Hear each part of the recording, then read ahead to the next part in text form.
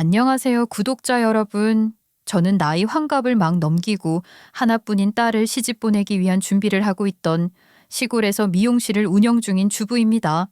요즘이야 시골이라고 해도 옛날 시골과는 다르게 많이 발전도 되어 있고 프랜차이즈 식당 같은 것도 없는 게 없다지만 아직 저희 시골은 그만큼 발전을 하지 못한 것 같습니다. 여전히 옛스러운 맛이 공존을 하고 있지요. 그렇다고 해서 사람 사는 모습이 다르다는 건 아닌데 혹시 여러분들은 이 시골에 사는 사람과 연을 맺는 것이 꺼려질 만한 이유가 있으실까요? 제가 딸 결혼 준비를 하면서 아주 황당한 이야기를 듣게 되었거든요. 시골 사람이라서 문명이 뒤처질 것 같다는 말도 안 되는 소리 말이죠. 평생을 뿌리내리고 누구보다 즐기며 살았는데 그런 소리를 들으니 황당하더라고요. 시골이라 안 된다고 했던 예비사돈의 콧대를 확 눌러버린 이야기를 지금부터 시작해 보도록 하겠습니다. 저는 단 한 번도 제가 살고 있는 이 시골을 떠나서 살고 싶다는 생각을 해본 적이 없었습니다. 언제부터 뿌리를 내리고 자리를 잡고 살았는지는 모르겠지만 저희 부모님께서도 이 동네를 벗어나서 살아보신 적이 없다고 하셨습니다. 저희 부모님 장례 또한 이 동네에서 전부 챙겼고 부모님을 모신 납골당 또한 동네에서 멀지 않은 곳이었지요. 저는 도시 생활에 대한 열망이라던가 상상 같은 것도 없었습니다.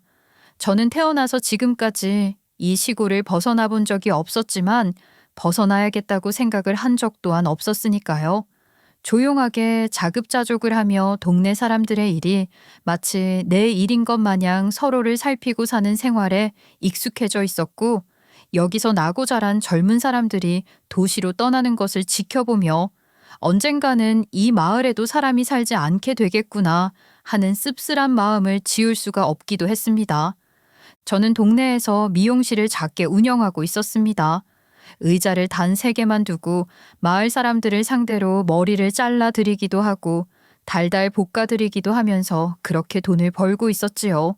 체리 미용실, 그게 저희 미용실 상호였는데 간판은 벌써 30년도 더 된 간판을 달고 있었습니다. 체리인지 제리인지 잘 보이지도 않았지요. 저희 친정엄마께서 운영하시던 미용실을 고스란히 물려받게 되었거든요. 요즘이야 미용을 한다고 하면 어디 커다란 학원을 다니면서 배우기도 하고 해외에 유학을 다녀오기도 하고 한다지만 저는 저희 친정엄마의 가위질 솜씨를 보고 눈동냥으로 배워가며 기술을 익혔습니다. 어디서 가발을 대량으로 주문을 해와서 밤마다 가위질을 해가며 연습을 했고요. 그렇게 저도 친정엄마 옆에서 꿈을 키워나가며 배웠습니다. 동네 사람과 결혼을 하고 우리 딸을 낳고 키우면서도 미용실 운영은 허투루 하지 않았죠. 동네의 유일한 미용실이었기 때문에 쉬려고 마음을 먹어도 머리를 하고 싶다는 사람들이 연락을 해오면 냉큼 가서 미용실 문을 열기도 했습니다. 한 푼 두 푼 아이를 키우다 보니 참으로 돈이 소중하더라고요. 미용실을 운영하는 게 재미있기도 했지만 우리 딸에게는 절대로 물려주고 싶다는 생각이 들지 않더라고요. 딸을 낳아 키우면서 그런 생각이 드니까 우리 친정엄마, 제가 미용을 한다고 했을 때 얼마나 속이 상하셨을지 반대를 할 수밖에 없었던 그 마음이 절로 이해가 가더라고요. 손은 항상 미용 약품 때문에 부르터 있지. 손톱 밑에서는 항상 파마약의 냄새가 나지 염색이라도 한 경우에는 얼룩덜룩하게 염색약이 묻어버리지 손도 그렇고 입고 있는 옷들도 그렇고 순한 시대가 따로 없더군요. 물론 옷이야 늘 싸구려를 입고 있으니까 버려도 아쉬울 게 없다고 쳐도 말입니다. 아무튼 우리 딸 어릴 때 저에게 지나가는 말로 엄마 옆에서 자기도 미용실을 운영하고 싶다 했었는데 제가 그때도 아주 호통을 치면서 말렸습니다.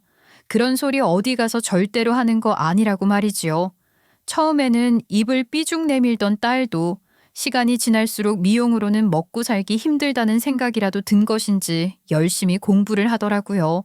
시골에 무슨 과외라든지 학원 같은 게 있었겠습니까? 혼자 그냥 주구장창 문제집이나 풀고 모르는 게 있으면 하나하나 체크를 해두었다가 학교에 가서 선생님들 붙잡고 이해가 될 때까지 물어보던 게 바로 우리 딸이었습니다. 형편이라는 게 좋고 지원 든든하게 해줄 수 있는 입장이었다면 우리 딸 어디 서울로 유학이라도 보내서 공부를 시켰으면 좋았겠다 싶지만 그럴 여유까지는 없었네요. 그게 아직도 한처럼 남아있는 가슴 아픈 일이랍니다. 아무튼 그렇게 열심히 공부를 한 우리 딸, 서울에 내로라 하는 대학은 못 갔지만 그래도 농어촌 전형인지 그걸로 합격해서 서울에 있는 대학은 갔습니다. 참으로 제 인생의 자랑거리 아니겠습니까? 원래 자식 자랑은 해도 끝이 없는 거라고 하잖아요. 대학 가서도 쉴 틈 없이 열심히 공부하고 또 지 용돈도 벌어보겠다고 아르바이트 해가며 아등바등 사는 꼴이 마음 아프기도 했지만 대견하기도 했습니다. 학교를 졸업한 후 딱 2년만 취업 준비해보겠다고 하더니만 2년 동안 자격증 공부도 하고 어디 열심히 이력서 착착 넣고 하더니 중견기업에 떡하니 입사를 했더랍니다. 우리 딸 취직 소식 들었을 땐 참으로 눈물이 찔끔 나더라고요. 대학에 입학했다고 했던 소식보다 더 좋았던 것 같아요. 아무튼 그 뒤로 사회생활이라는 게 쉬운 것이 절대 아니니 속도 많이 상하고 이 시골집이 그리울 때도 있었을 텐데 아프다는 소리 한 번 없이 누구보다 열심히 살더라고요. 우리 딸, 아무래도 시골에 살고 있으니 딸보다 아들이 낫다는 소리를 평생 들으며 살았는데 우리 딸이 대견하게 혼자 척척 해내는 걸 보면서 제가 어디 가서 아들보다 딸이 낫다고 자랑도 할 수 있게 되었다니까요. 눈에 넣어도 아프지 않은 자식이라는 말이 딱 와닿는 소리 아니겠습니까? 저희 집이 땅이라도 널널하게 있고 미용실도 읍내에 삐까번쩍하게 있었으면 좋았겠지만 저희도 먹고 살기가 빠듯해서 집 구하는 거조차 제대로 도와주지 못했는데 홀로 척척 잘도 알아봐서 청년주택인지 대출도 잘 받아 들어가 살고 있더라고요. 손이 많이 가지 않는 딸이었지요. 그런 딸이 어느 날 저에게 전화를 해서는 결혼하고 싶은 남자가 있다고 하는 게 아니겠습니까? 금이야 오기야 바람 불면 날아갈까 품에 싸고 산 딸은 아니지만 갑자기 결혼하고 싶은 사람이 생겨서 인사를 드리러 오겠다고 말을 하니 가슴에 구멍이 뻥 뚫린 것 같더라고요. 지들끼리 계획도 척척 그려놨는데 부모로서 제대로 해준 것도 없어 보이고 그래도 대견스럽고 여러 감정이 공존을 하게 되더라고요. 그렇게 정해진 날짜에 예비사위가 인사를 드리러 왔습니다. 어머님, 아버님, 큰절부터 받으시면 어떠실지요? 제가 정말 저희 민정이 행복하게 해줄 자신 있습니다. 허락해 주시면 감사하겠습니다. 시골에 내려오자마자 저희를 보고 큰절부터 올리는 예비사위를 보는데 어깨도 떡 벌어지고 허우대도 멀쩡하니 듬직하더라고요. 저희에게 저희 딸 민정이 평생 고생 안 시킨다고 꿀발린 말은 못해도 서로를 믿고 의지하며 살아보겠다고 하는데 애가 참 됐다 싶은 마음이 들더라고요. 엄마, 우리 신혼집도 신혼부부 전세자금 대출 알아보고 지원받을 수 있는 거 다 총동원해서 준비하려고요. 그러니까 너무 부담 갖지 않으셨으면 좋겠어요. 저도 집에서 그렇게 많은 것을 받지는 못할 것 같아요. 저에게 형이 2명 있는데 결혼할 때 꽤 많은 지원을 받았던 터라. 대신 형수님들께서 받은 만큼 고생하시는 걸 보면서 마음을 좀 고쳐 먹었어요. 처음이 힘들다 하더라도 저희 2사람이 간섭 없이 잘 살면 되지 않겠나 하는 생각이요. 아이, 그러면 사돈댁이 시집살이를 좀 시키시는 편인 건가? 아이, 그런 건 절대 아니고요. 저는 받은 만큼 베풀어야 한다고 생각을 해서. 장모님, 저 대기업에 다니고 있습니다. 저 자식들 먹여 살리는데 전혀 문제 없을 거예요. 그리고 저희 부모님께서도 자식들에게 얹혀 사셔야 하는 상황 절대 만들지 않으실 거고요. 예비사위가 저에게 집안 사정을 이야기해 주는데 듣는데 좀 불편하더라고요. 예비사위는 대기업에 다니고 있고 예비사돈들 또한 교육자로 평생을 사셨대요. 예비 바깥사돈은 초등학교 선생님으로 시작을 해 교장 자리까지 마치고 정년 퇴직을 하셨고 예비 안사돈은 지방에 있는 대학 교수라고 하더라고요. 아직 현역에 있다고요. 집안 차이가 좀 나는 것 같고 저희 집이 가진 게 없어서 딸에게 미안한 마음까지 들게 되었습니다. 하지만 예비사위와 딸은 결혼을 하겠다는 마음을 접지 않았고 주변 환경이 뭐가 중요하겠냐면서 2사람이 평생을 함께 할 준비가 되어 있는 것 같다고 서로 앞만 보고 달려가겠다고 말을 하더라고요. 우리 딸이 환하게 웃으면서 말을 하는데 언제 저렇게 웃는 모습을 봤었나 하는 생각이 들면서 두 사람이 함께해서 행복하다고 하면 그 어떤 것보다 좋은 일 아니겠나 하는 생각이 들었지요. 그렇게 저와 남편은 우리 딸과 예비 사위가 행복하게만 살았으면 좋겠다는 마음을 먹고 결혼을 허락해 주었습니다. 물론 저희의 허락이라는 게 그렇게 중요한 역할을 하는지는 잘 모르겠다는 생각이 들더라고요. 두 사람 마음이 제일 중요한 것이며 또 저희 집안이 너무 기우는 집안이라고 예비 사돈댁에서 반대를 하는 것은 아닐까 하는 생각이 들었기 때문이었습니다. 물론 저희가 빚이 있다거나 어디가 부족하다는 것은 아니었지만 초등학교 선생님 출신의 교수인 예비 사돈댁에서 보았을 때는 부족해 보일 수 있으니까요. 그래도 상견례를 하자는 이야기가 돌아왔고 저와 남편은 만발의 준비를 하고 상견례 자리에 나가게 되었습니다. 가지고 있는 옷들 중에서는 가장 고급지고 비싸 보이는 옷으로다가 골라서 남편과 함께 버스를 타고 서울까지 올라갔지요. 물론 반발의 준비라고 해도 별건 없었지만요. 시골 사람이라 무시당하거나 할까봐 적어도 남편이랑 저랑 그런 티는 내지 말자고 준비를 한 것이었습니다. 만나자고 약속을 한 장소가 양식집이었기 때문에 저랑 남편이랑 포크를 어느 순서로 써야 하는지까지 하나하나 공부를 하고 갔다는 게 아니겠습니까? 오바하는 거 아니냐고 생각하실지 몰라도 하나뿐인 딸을 위해서 아주 조금의 노력이었지요. 자리에 앉아 있으니 곧 딸과 예비 사위가 도착을 했고 이어서 예비 사돈댁도 도착을 했습니다. 오늘 이렇게 자리에 함께하게 되어 영광입니다. 저는 민정이 엄마 되는 사람입니다. 이쪽은 민정이 아버지고요. 예, 말씀 많이 들었습니다. 오늘은 간략하게 인사를 드리는 자리라 생각을 해서 저희 첫째 아들, 둘째 아들네는 안 불렀는데 괜찮으시죠? 저희 애들이 워낙 바빠서요. 아이고, 그럼요. 얼굴 뵙고 이렇게 어른들끼리 나눠야만 하는 대화도 나누고 해야죠. 또 처음부터 온 가족이 다 모여서 이야기를 하면 하고 싶은 이야기를 못 할 수도 있지 않겠습니까? 뭐 하고 싶은 이야기가 그렇게 많은 것은 아니지만 저희 아들들이 워낙 바빠서요. 다 같이 식사 시간 맞추는 것도 참 힘든 일이랍니다. 다들 각자 한 자리씩 하고 있어서 말입니다. 아이고, 든든하시겠어요. 아들을 셋이나 키우시면서 참 고생도 많으셨겠습니다.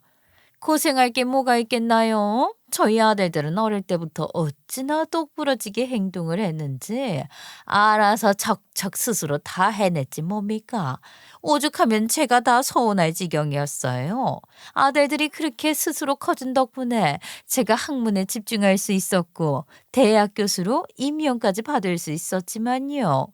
아, 예. 그러셨군요. 안사돈도 참 대단하십니다. 저는 민정이 하나 키우면서도 참 시간이 어떻게 흘러갔는지도 모르게 살았는데 정말 존경스럽습니다. 아무래도 그렇지요. 제가 너무 아들들 자랑을 했나요? 저희 막내가 갑자기 결혼을 하겠다고 하는데 저도 얼마나 놀랐는지. 이놈이요, 글쎄. 여자친구 있는 것도 말 한 번을 안 하던 놈이었거든요. 언제라도 줬으면 준비라도 했을 텐데 다짜고짜 인사를 드리러 오겠다고 하니 제가 놀랄 수밖에요. 참, 자식들이 그래요. 저희도 갑작스럽게 결혼하고 싶다는 이야기를 듣고 얼마나 놀랐는지요. 그나저나 안사돈, 제가 계속 안사돈 얼굴을 보니 어디서 많이 뵌 것 같다는 생각이 드는데 혹시 저희가 무슨 접점이 있을 만한 것이 있을까요? 예? 아이, 저는 처음 뵙는 것 같은데 말이죠. 혹시 신문 기사를 통해서 제 소식을 들으셨다거나 그런 거 아닐까요? 제가 교수로 임명이 된 이후에 외부 강의도 많이 나가고 해서 그런 데서 보셨을 수도 있고요. 저희가 살고 있는 동네가 워낙 깡시골이기는 해서 도시에서만 쭉 살아온 안사돈과 마주칠 일이야 없겠지만은 그래도 이상하리만큼 안사돈을 어디서 뵌 것 같다는 생각이 드네요. 저는 시골 혐오증 같은 게 있어서요. 여보, 그게 무슨 소리야? 아, 왜요? 내가 틀린 말 한 것도 아니고. 저는 사돈댁이랑 마주칠 일이 없었을 거예요. 시골에 가는 것조차 싫어했거든요. 게다가 도시에서만 평생 살아온 제가 시골 사람들이랑 무슨 접점이 있을 수 있겠어요. 아유, 물론 그렇겠지요. 저희처럼 촌동네 밖으로 나가본 적 없는 사람과 무슨 접점이 있겠습니까? 아이, 무려 대학 교수신데, 제가 뭐 어디 신문 기사를 통해서 본 걸 착각했을 수도 있지요. 말이 나왔으니 말인데, 솔직히 저는 결혼은 집안급이 어느 정도는 맞아야지만 가능하다고 생각하는 사람이거든요. 저희 부부가 교육자 부부인 것도 그렇고, 첫째 아들, 둘째 아들 전부 다 한몫 제대로 하는 아이들이었습니다. 저희 첫째 아들은 사업가고요. 둘째 아들은 어릴 때부터 그렇게 예민하더니 음악을 전공했어요. 아이고, 아들들도 하나같이 잘 키우셔서 마음이 참 놓이시겠어요. 그렇죠. 다들 하나같이 장가도 얼마나 잘 갔는지. 첫째 아들은요, 사업가라서 그런지 눈이 참 높아가지고 국회의원을 지냈던 집 딸이랑 결혼을 했지 뭡니까. 우리 첫째 며느리가 얼마나 시사에 능한지 제가 배워야 할 입장이라니까요. 제가 교수인데. 거기다가 둘째 며느리는 변호사입니다, 변호사. 집안에 그런 며느리들이 있으니 얼마나 든든한지 몰라요. 아이고, 며느리들도 참 잘 보셨습니다. 저희 민정이도 그 집안 분위기에 잘 녹아들어야 할 텐데 말이죠. 워낙에 차이가 좀 있어서 뭐 잘 녹아들 수 있을지 저도 걱정입니다. 셋째 아들이 제일 허우대도 멀쩡하고 애교도 있어서 셋째 며느리에 대한 기대가 엄청나게 컸거든요. 어느 집안 딸, 변호사 이런 건 기대 안 했어도 집안을 아우르는 애교도 있고 성격도 활발한 귀여운 며느리가 들어오지 않을까 생각했었는데. 그러면서 저희 딸을 힐끔 보는데 그 눈빛에서 난 네가 별로 마음에 안 든다 하는 게 느껴지지 않겠어요? 솔직히 저희 부부가 눈앞에 있는데 대놓고 그런 표정을 지을 거란 생각을 하지 못해서 가슴이 철렁 내려앉는 것 같은 기분이 들더라고요. 물론 저도 저희 딸 자랑 어디 가서 빠지지 않게 하지만 이 자리에서는 저희 딸 자랑보다는 우리 아이들이 얼마나 미래를 열심히 생각하고 있는지, 결혼을 하게 된다면 얼마나 지원을 해줄 수 있고 챙겨줄 수 있는지에 대한 상의를 하러 나온 자리라고 생각을 했기 때문에 제가 나서서 저희 딸이 학창 시절을 어떻게 보냈고 얼마나 똑부러지게 행동을 했는지에 대한 자랑은 일절하지 않았죠. 그런데 사돈댁에서 먼저 아들들 자랑을 하면서 저희 딸을 은근히 무시하는 것처럼 말을 하는데 기분이 썩 좋지 않더라고요. 게다가 찝찝하게도 자꾸만 안사돈을 어디서 본 것 같다는 느낌이 드는 겁니다. 아유, 어머니 무슨 말씀을 하시는 거예요? 우리 민정이가 얼마나 애교가 철철 넘치는데. 저에게는 눈에 넣어도 아프지 않은 사람이에요. 쓸데없는 소리 안 하시겠다고 약속해 놓으시고는. 아내가 언제 쓸데없는 소리를 했다고 그러니. 그냥 누가 봐도 말이야. 첫째 며느리네 집안이라던가 둘째 며느리 직업에 비해 우리 셋째 며느리가 좀 빠지는 건 맞는 말 아니니? 아유, 물론 그러기야 하지요. 저희 집안이 대단한 집안도 아니고 저희 딸 아이도 사자 붙은 직업은 아니니까요. 그래도 중견기업 다니면서 자리 잘 잡고 시골 그 촌동네에서 미용실 운영하신다면서요. 장사는 되는 건지 궁금하긴 하네요. 동네에 하나뿐인 미용실이라 장사는 잘 되긴 합니다. 아이, 정 그렇게 궁금하시면 한번 놀러 오세요. 제가 머리 하나는 기가 막히게 볶아드릴 수 있거든요. 저는 다니는 미용실이 따로 있기도 하고 시골 알레르기가 있어서요. 이상하게 시골 동네만 가면 머리가 지끈지끈 아파오는 게 사돈댁에 갈 일은 평생 없을 것 같아서 아쉽네요. 그렇게 말을 하면서 고개를 휙 돌리는데 이건 신종 방법으로 사람을 무시하는 건지 기분이 썩 좋지 않더라고요. 세상에 시골 알레르기가 있다는 말은 태어나서 처음 들어보는 말 아니겠습니까? 물론 말도 안 되는 말이라는 걸 알지만 교수라는 사람이 그렇게 말을 하니까 진짜 시골 풀벌레, 흙냄새에 대한 알레르기 같은 게 있나? 잠시 생각하게 되더라고요. 아무튼 대놓고 시골이랑은 안 맞는다 하면서 은근히 내리 깔보는 것 같고 무시를 하는데 제 기분이 점점 상하더라고요. 첫 만남에서부터 이런 식으로 나오는데 막상 우리 딸아이가 결혼을 하고 나면 얼마나 드자비를 할까 싶은 생각도 들었고요. 우리 아이가 좋아 죽는 사위라지만 이 결혼을 시켰다가는 나중에 무슨 꼴을 보게 될지 안 봐도 비디오였습니다. 제가 부모의 입장에서는 이 결혼을 허락하면 안 되겠다는 생각이 들었어요. 점점 표정을 굳히면서 안사돈을 말리려고 애를 쓰는 사위의 모습이 안타깝긴 했지만 결혼을 하고 나면 저 태도 또한 바뀔지 누가 알겠습니까? 그렇게 어색한 분위기에서 식사를 마치고 바깥사돈이 먼저 악수를 청하더군요. 오늘 이야기 잘 나누고 갑니다. 다음번에는 조금 더 편한 분위기에서 애들 결혼식을 어떻게 하는지 좋을지 상의할 수 있었으면 좋겠습니다. 그 말에 저와 남편은 대꾸를 하지 않고 악수만 나누었지요. 그리고 시간이 늦어서 딸이 살고 있는 집에서 하루를 자기로 하고 이동을 하고 있는데 딸을 붙잡고 물어보았습니다. 아우, 예. 너 정말 이 결혼을 꼭 해야겠니? 나는 말이다. 결혼 생활이라는 건 두 사람만 잘해서 되는 게 아니라고 생각해. 고부 간의 갈등, 시집살이 그런 게 얼마나 큰 비중을 차지한다고. 아유, 엄마. 나도 어머님께서 그렇게 무례하게 나오실 거라고는 생각 못 했어요. 이 결혼 다시 한번 생각해 볼게. 딸은 풀이 잔뜩 죽은 얼굴로 저에게 다시 한번 결혼을 생각해 보겠다고 말을 하더라고요. 그 말에 또 철렁 심장이 내려앉는 것 같았죠. 너무나도 사랑하는 사람이니 결혼까지 생각을 했을 텐데 제가 괜한 걱정과 우려로 딸의 행복을 방해하는 건 아닌가 싶어서요. 두 사람이 막상 결혼을 하고 나서 고부간의 갈등 없이 잘 살 수도 있는 건데 내가 너무 지레껍을 먹은 건가 싶기도 했어요. 그런데 우리 딸 아주 강단 있게 예비사위에게 말을 했더군요. 결혼을 천천히 다시 생각해 보는 게 좋겠다고 말이죠. 예비사위 또한 그날 상견례 자리에서 오갔던 대화가 마음에 걸렸었던 것인지 딸에게 빌고 빌었다네요. 물론 대부분 뻔한 이야기였죠.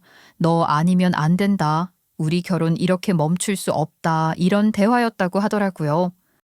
네 마음이 어떤지가 가장 중요하지. 그런데 엄마 입장에서는 기가 세고 자기 고집을 부리는 시댁이랑 엮여서 좋을 게 없다는 건 변하지 않는 사실이야. 딸은 결국 이별을 이야기했지만 예비사위는 받아들이지 못했대요. 본인이 가운데서 잘 하겠다고 난리를 쳤다고 하더라고요. 우리 딸도 가만히 있었겠어요? 저희 가족이 평생을 터잡고 살아온 동네를 그렇게 무시했는데 화가 안 났으면 딸도 아니지요. 엄청나게 화를 내면서 무시를 해도 너무 한 것 같다고 말을 하니 예비사위가 무릎까지 꿇고 빌었다고 하더라고요. 하지만 사랑하는 사람이었는데 바로 정리가 되겠습니까? 거기다가 자기 잘못도 아닌 일로 무릎까지 꿇고 빌었다는데 우리 딸 마음도 약해졌겠죠. 딸이 생각 좀 해보자는 식으로 계속 말을 하니 똥줄이라도 탄 것인지 예비사위가 말도 없이 저희 집을 찾아왔더라고요. 선물까지 바리바리 싸들고 말입니다. 민정이한테는 제가 찾아온 거 비밀로 해주셨으면 좋겠습니다. 제가 민정이에게 무릎을 꿇고 잘못했다고 빌었지만 정작 마음이 많이 상하셨을 건 장윤어른 장모님이실 것 같아서요. 저희 어머니의 무지함으로 상처를 받으셨다면 정말 죄송합니다. 제가 입이 10개라도 할 말이 없습니다. 나는 다른 것보다 우리 민정이가 다른 며느리들에 비해 못났다고 말을 하는 게 참 마음에 걸리네. 시작부터 그렇게 색안경을 끼고 바라보면 말이야. 아니 뭘 해도 예뻐지지가 않는 법 아니겠나? 어느 부모가 자기 딸이 뻔히 시집살이 당할 것 같은 집안에 시집을 가겠다는데 옳지 잘한다 할 수 있겠어. 제가 그 말 못 믿었게 행동을 했다면 정말로 죄송합니다. 하지만 저 이번 일로 제가 어떻게 처신을 해야 하는지 배웠습니다. 그러니까 저에게 다시 한번 기회를 주시면 앞으로는 이런 일 없도록 제가 제대로 단돌이 하겠습니다. 딱 한 번만 저를 믿어주세요. 예비사위가 눈물까지 찔끔 흘려가면서 말을 하는데 제 마음도 불편하더군요. 결국 예비사위와 저희 딸은 화해를 한 듯 싶었습니다. 예비사위가 구구절절 저에게 죄송하다고 앞으로 이런 일 없을 거라고 약속을 한 것도 있었고 우리 딸 아니면 죽어도 안 된다고 말을 하는데 제가 거기서 그 두 사람의 만남을 반대할 수 없겠더라고요. 저희 딸도 결국 마음이 바뀐 건지 같이 열심히 살아보겠다고 고개 숙이고 말을 하는데 제가 어찌 반대만 고집할 수 있겠습니까? 두 사람이 마음이 맞아서 함께 평생을 하고 싶다는데 이왕 이렇게 결심한 것, 가는 길을 축하해 주는 게 부모로서 양보하는 길이라는 생각이 들더라고요. 둘이 신혼부부 전세 대출 받아서 집 알아보고 하겠다는데 제가 거기서 안 된다고 말을 할 수 있는 용기가 없었습니다. 왜 그런 말이 있잖아요. 미움을 받는 것도 용기가 필요한 일이라고요. 저에게는 그럴 용기가 없었습니다. 내 자식 항상 예쁜 것만 보고 내 자식 평생 힘들지 않았으면 하는 게 제 바람이었지요.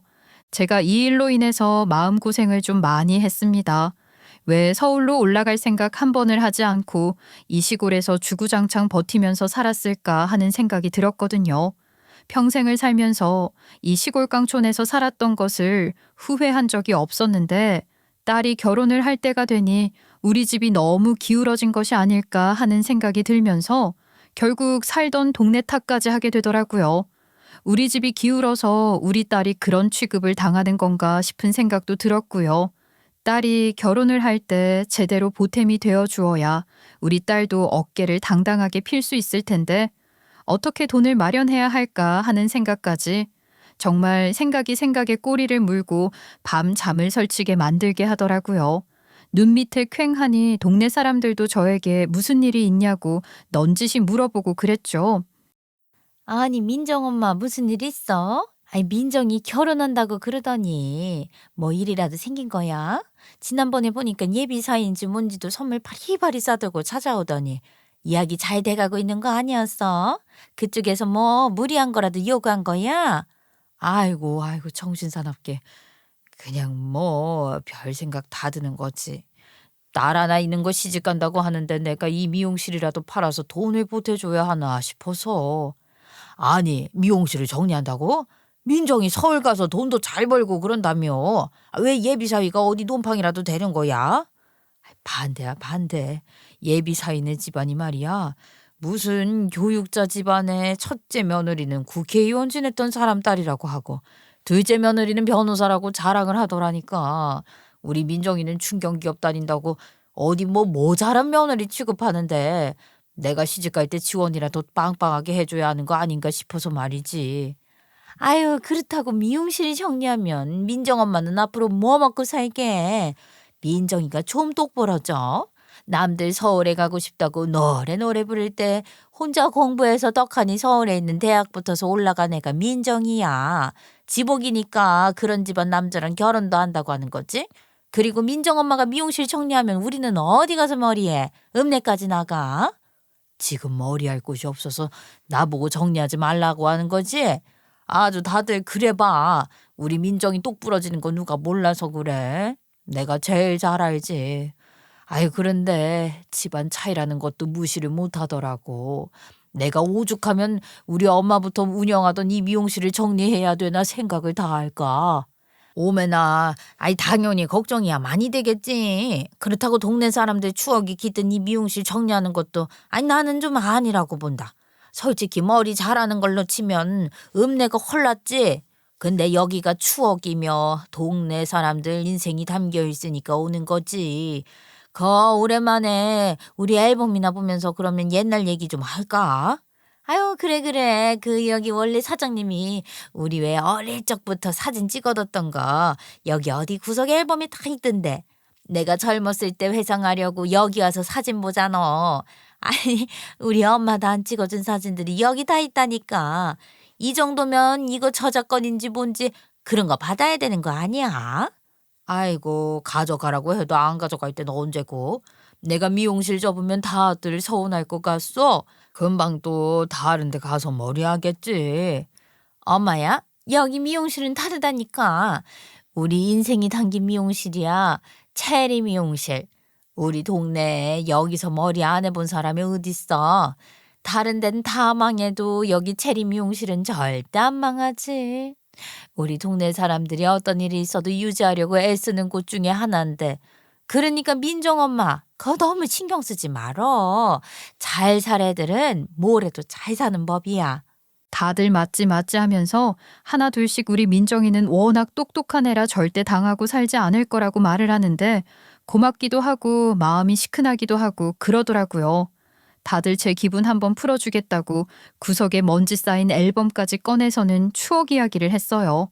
저희 친정엄마가 운영하셨을 때부터 일회용 카메라가 나왔을 때 사람들 사진을 하나 둘 찍어두고 그러셨거든요.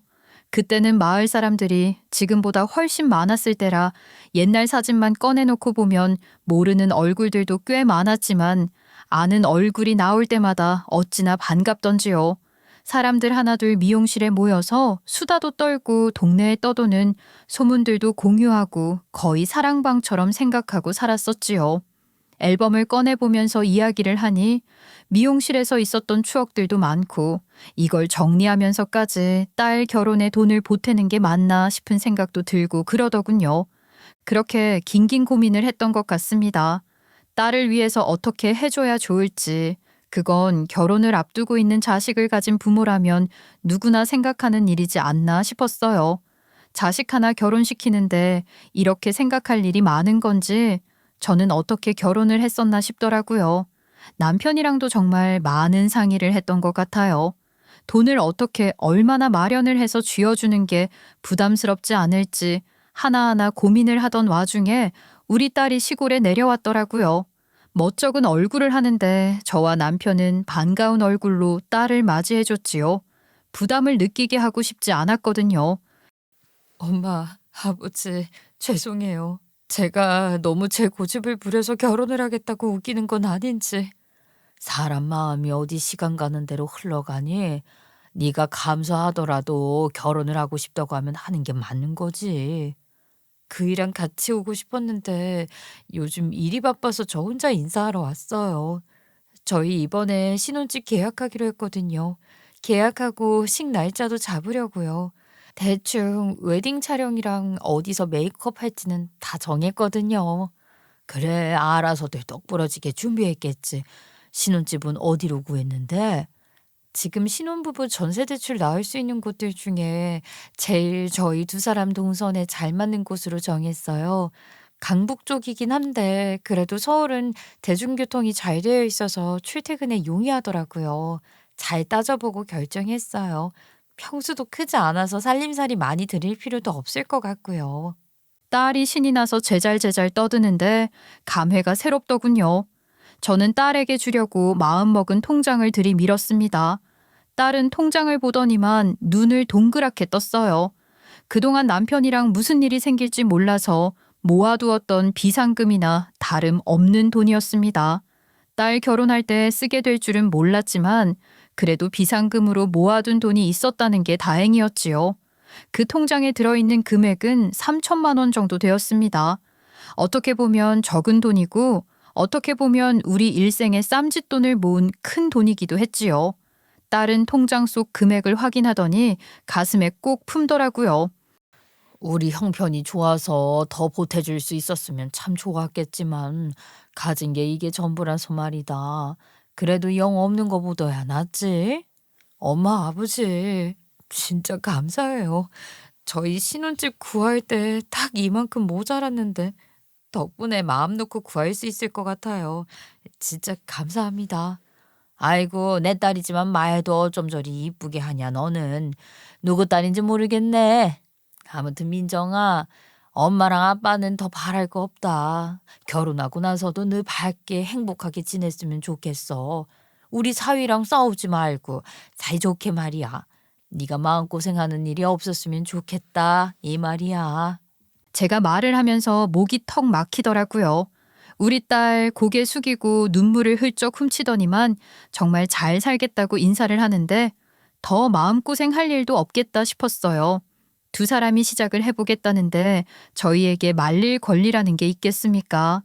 그저 잘 살았으면 좋겠다는 말밖에 할 말이 없더라고요.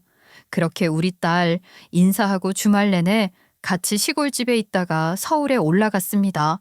집 계약 문제로 이틀간 휴가를 쓰게 됐다면서 계약 잘하고 오겠다고 갔는데 다음날 저녁에 갑자기 딸이 시골에 다시 온 게 아니겠습니까? 아니, 민정아, 직계약하러 간다고 아침에 올라간 애가 여긴 왜 왔대? 아니, 그나저나 눈이 왜 이렇게 퉁퉁 부었어? 얘, 너 울었니? 무슨 일이길래 그래? 엄마, 엄마 나 진짜 정말 서러워서 못 살겠어. 내가 시골 출신인 게 그렇게까지 무시당할 일이야? 아니 이게 다 무슨 뜬구름 잡는 소리야. 여전히 시골 출신이라고 무시를 한단 말이야? 사위놈은 지가 알아서 잘하겠다더니. 글쎄, 빵빵한 집안 여식도 아니면서 대기업 다니는 막내 아들이랑 결혼하는데 20평형대 집이 뭐냐고. 그것도 강북에 있는 집이 뭐냐고. 집안 급 떨어지게 만드는 거냐면서 나한테 20억짜리 집 아니면 결혼 못 시킨다고 결혼 접으라고 하는 게 아니겠어? 파혼하래 나보고. 뭐라고? 20억짜리 집을 해오라고 했다고? 아이고야. 음, 아들들 전부 강남에 살고 있는데 막내 아들만 강북에서 20평대 작은 아파트에서 시작하는 꼴 못 본다고. 적어도 우리 아들이랑 결혼하고 싶으면 나한테 시골집이라도 팔아서 20억짜리 아파트를 해오라고 하는데 내가 정말 거기서 못한다고 소리도 못 치고. 딸이 미안하다며 저를 붙잡고 우는데 제 속이 다 문드러지는 느낌이었지요. 팔집이라도 있으면 20억 마련해서 강남 아파트를 해주고 싶은 심정이었습니다. 결혼이라는 게 집안끼리 통합을 하는 거나 마찬가지인데 자기네 집안이 어떤 집안인지 아냐고 소리를 쳤다네요. 쪽팔리게 전세자금 대출을 받을 생각을 하냐. 집도 어디 강북에 후진 동네로다가 알아본 거 아니냐면서 꼽을 그렇게나 줬대요. 시골에서 고작 미용실이나 하나 운영하고 남의 집 수리나 해주면서 사는 주제에 사돈을 맺고 싶은 마음이 들겠냐고요. 첫째 며느리, 둘째 며느리, 집안 보기도 쪽팔리다고 저희 집을 그렇게 무시했다는데 거기서 우리 딸 아무 말도 못하고 온 게 천추의 한이라고 말을 하는 게 아니겠습니까? 듣는 저도 부글부글 속이 끓어오르는데 우리 딸은 얼마나 화가 났을까 싶고 못난 부모라 미안하다는 생각까지 들더라고요. 이게 저희 집안의 잘못은 아닌데 괜히 탓을 하게 되는 건 어쩔 수 없는 일이더라고요. 막내 아들이라 생긴 것도 훤칠하고 장가 잘 보내고 싶은 마음은 다 똑같은 거 아니겠냐고 딸을 탓했다고 하는데 그 말까지 들으니까 이판사판이다 싶어서 저도 이렇게 그냥 넘어갈 일은 아니라는 생각이 들더라고요.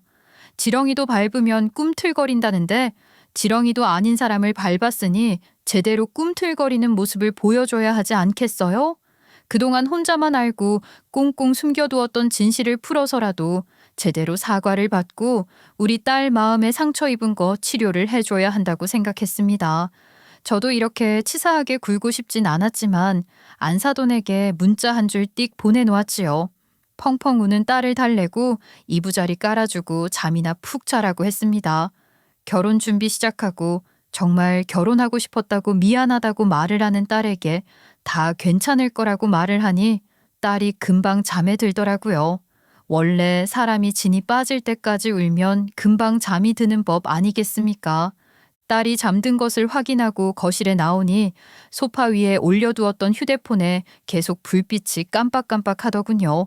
휴대폰을 확인해 보니 안사돈에게서 온 연락이었습니다. 부재중 전화 3통에 문자 메시지가 무려 5개나 와 있더군요. 별 내용은 없었습니다. 만나서 이야기를 하고 싶다는 문자가 마지막이었고 저는 일방적으로 약속을 잡았습니다. 시골 사람이라고 무시를 그렇게 하던 안사돈 입에서 찍소리 한번 나오지 않고 알겠다는 대답이 도착을 하더라고요. 저는 오히려 가슴이 뻥 뚫리는 기분이었습니다. 저에게 확신이 있었던 것은 아니었는데 안사돈의 태도를 보니까 확신이 들더라고요. 제가 알고 있던 그 여자의 딸이 안사돈이라는 것을요. 이게 다 무슨 소리인지 궁금하시죠? 그렇게 이틀이 지난 뒤 저희 동네까지는 아니지만 읍내 쪽 커피숍에서 안사돈을 만날 수가 있었습니다. 유일하게 강의가 없는 날이라 그날밖에 안 된다고 말을 하더라고요. 읍내에 도착을 하니 약속 시간은 항상 기본으로 10분 정도 늦는다던 안사돈이 먼저 도착을 해서 앉아 있더라고요. 얼굴이 파리한 것이 아무래도 찔리는 게 단단히 있어서 그런 것이구나 하는 생각밖에 들지 않았죠. 먼저 와 계셨네요. 얼마나 똥줄이 타셨으면 안색이 참 안 좋습니다. 사돈, 제가요, 무례했습니다. 제가 시골을 싫어한다고 했었던 것이 이런 이유 때문이었어요.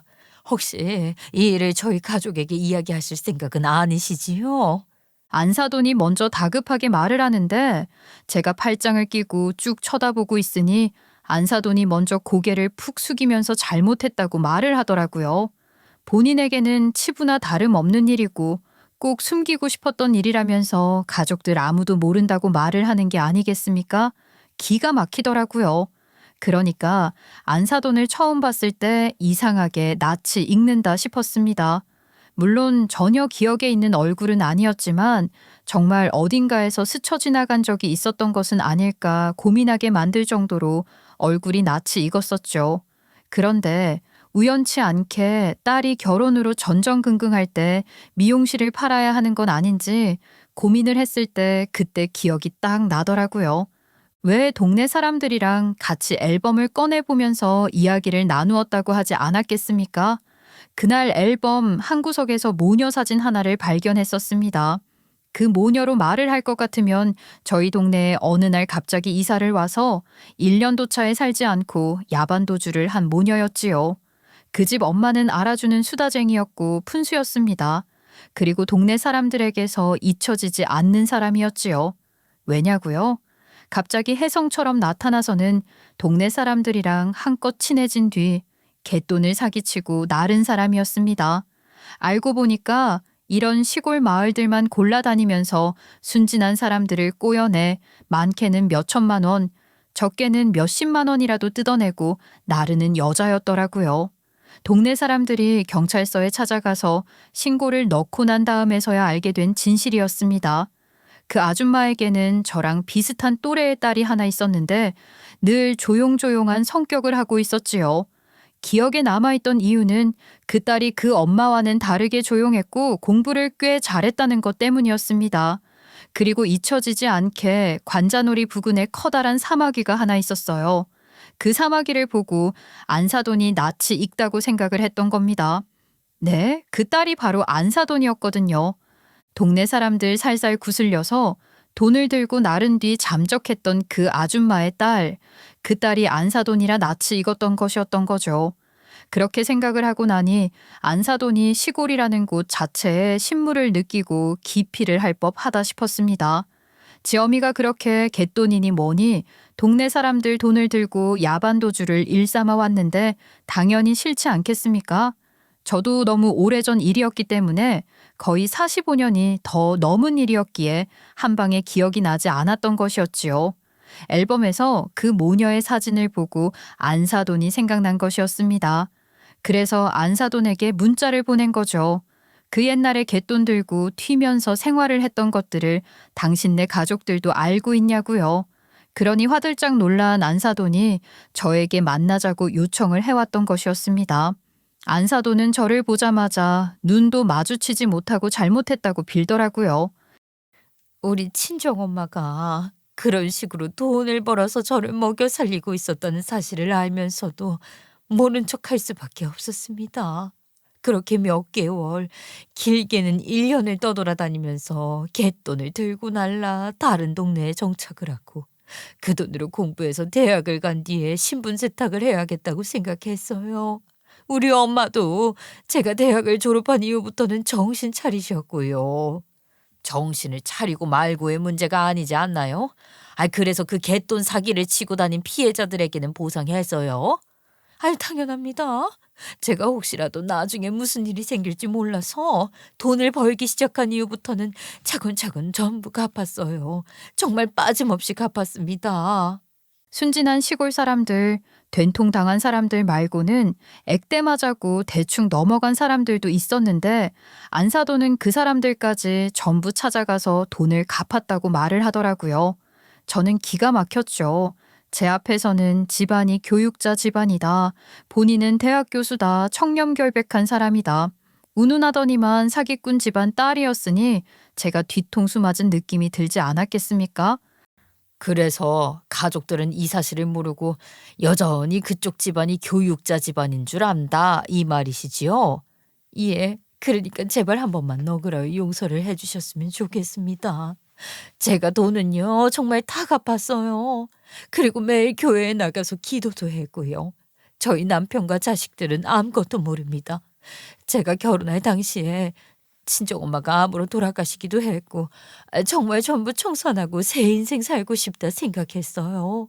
그러니까 비밀로 해주실 수 없을까요? 교육자 집안이라고 여지껏 속이고 있었던 것은 이거 문제 아닙니까? 갯돈 사기나 치는 사기꾼 집안이었으면서 제가 자격지심이 대단했나 봅니다.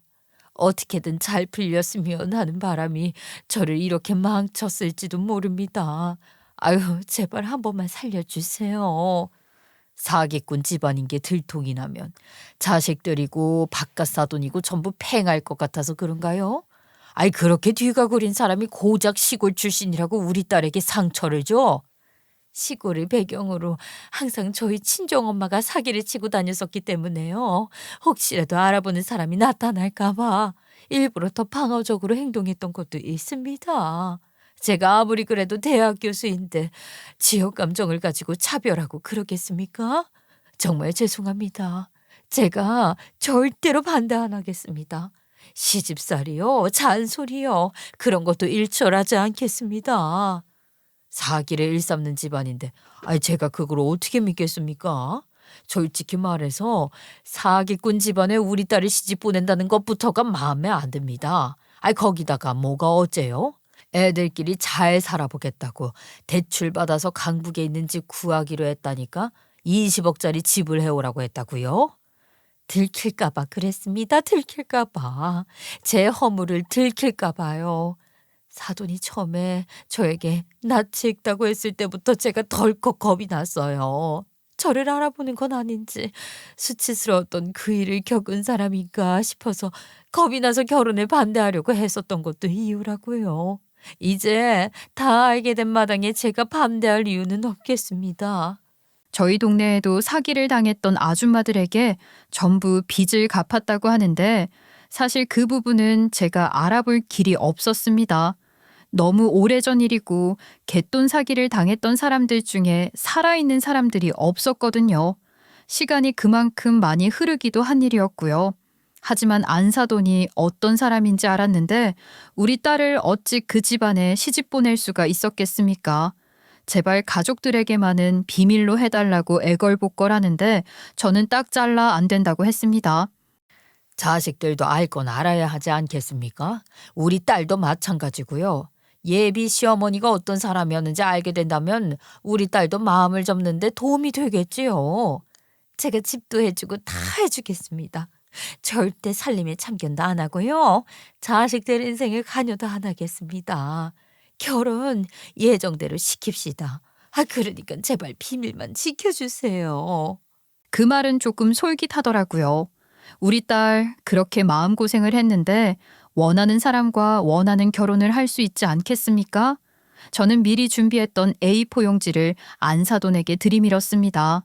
새하얀 종이를 받더니만 갸우뚱하면서 저를 쳐다보길래 각서 하나 쓰자고 했죠.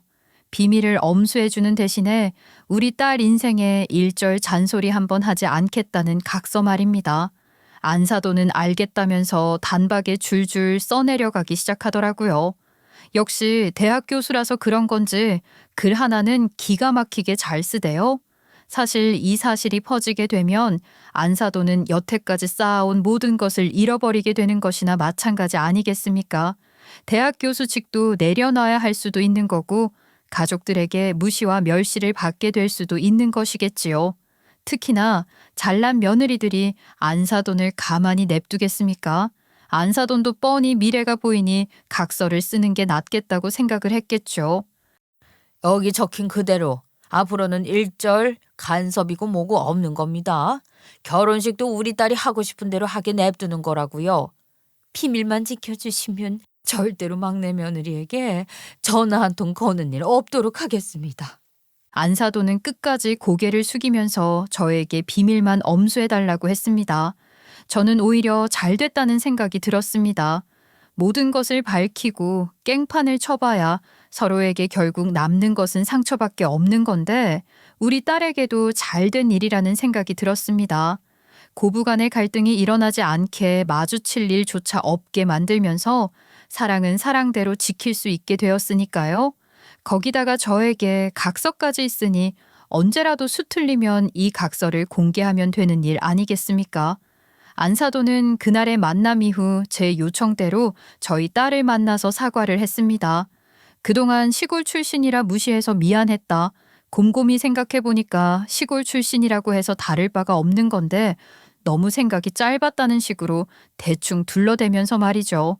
본인이 어릴 때 겪었던 일들로 인한 자격지심이라 대놓고 말을 할 수 없으니 잘 돌려서 말을 한 것 같았습니다.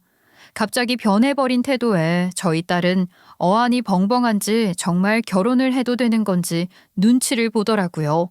저는 오히려 딸에게 다 같이 잘 된 일 아니겠냐고 아무렇지 않은 척을 했죠. 비밀을 지켜주기로 했으니 저도 입을 다물어야 하지 않겠습니까?